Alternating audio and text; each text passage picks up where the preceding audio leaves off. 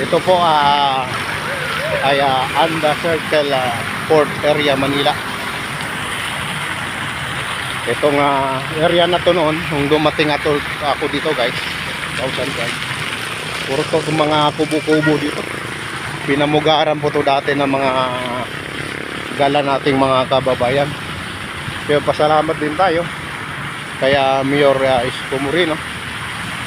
Siya po ang namahala. Lahat po ng mga landmark, ang mga mahalagang lugar po sa Manila ay dinibilo po niya, ginawang pasyalan. Katulad nito,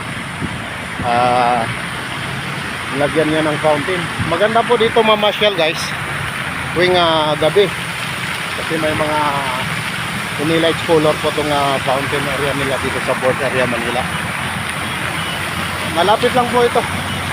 At kung maaga po kayo mamasyal, sama nyo na yung mga kaibigan, mga kamag-anak, boyfriend, girlfriend. Hindi rin po kayo pumasok dyan sa may Intramuros na yan. Marami pong magandang pasyalan dyan. Parang nagtutor na din kayo. Pagkagabi, pwede po dito po kayo sa may fountain ng Anda Circle. Ma-enjoy po kayo dito. Any colors po yung lighting nila dito sa fountain na to. Secure po kayo dito kasi may gwardiya. 24 hours po na naka-duty yung mga gwardiya dito. Safe na safe po kayo. Kaya guys, kung may time po kayo, pasyal na lang po kayo doon sa magandang pasyalan dito sa Port Area, Manila. Hello guys, bye bye po. Thank you for watching.